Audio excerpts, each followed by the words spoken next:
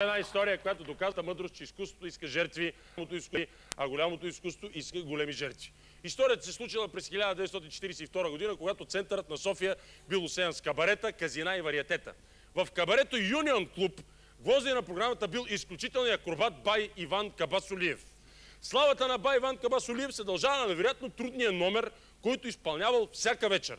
Точно в финала на представлението, след традиционния кан-кан на балерините, акробатът излизал на сцената, изкачвал се на 10-метрова кула, правил тройно салто, падал върху трамплин, изстрелвал го нагоре, бай Иван удрял главата си в тавана на кабарето и с петорно салто се стоварвал на пода така с разперени ръце.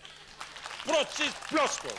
Тройно, главата, петорно, шат по очи. Заради този невероятен номер в кабарето всяка вечер идвали личности като министър-председателя Богдан Филов, банкера Атанас Буров и чичото на Симеон Сакскобургготски принц Кирил.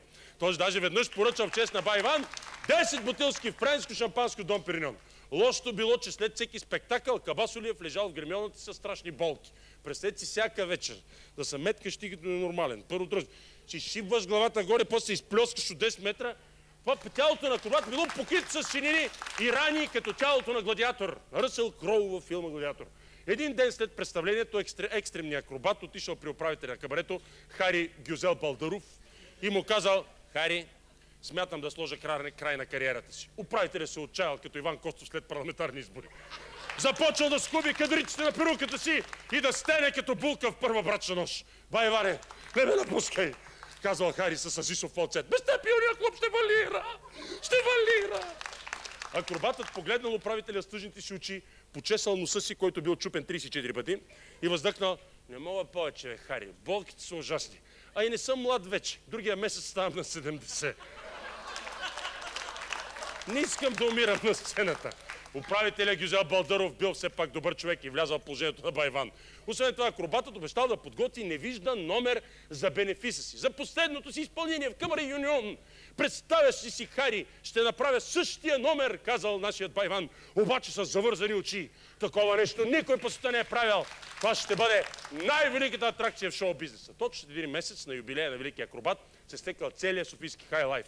Дори на първия ред седяло царското семейство, барабар с 5-годишния Симеончо, който гледал към сцената с прочутия си поглед отдолу нагоре.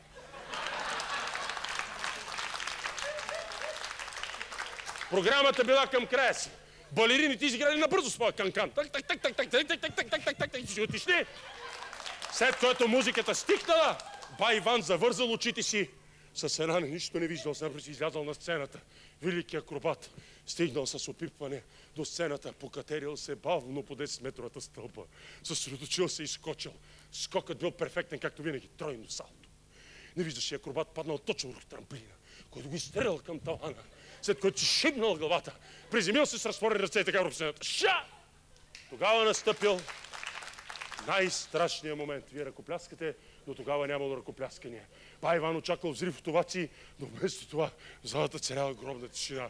Акробатът с мък се изправя, каза: не, явно нещо се сбърка, ще го направя пак. Болките били човешки. Той стиснал зъби, без да сваля превръзката. Отново с опипване стигнал до съдбата, изкачил се 10 метра такова. Тройно салото, долу от трамплина. Шат горе главата. След това прави педърно салото и пак шат в името на изкуството.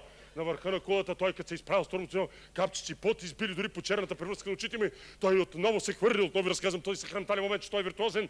Той е виртуозен скок. Всичко отново било перфектно. Тройно салото, трамплин, удар с глава, петорно салото през мене, шат, стряса върху пода. Публиката, никакъв звук. Бай Иван нямал сила да се вдигне от пода. Той ме очу, че всичките му кости се спочупили. В този момент усетил акробата, че някой тупа по рамото и отзад за себе си чул гласа на управителя Гюзел Балдаров: Бай Иване, ако си готов да вдигаме завесата, а?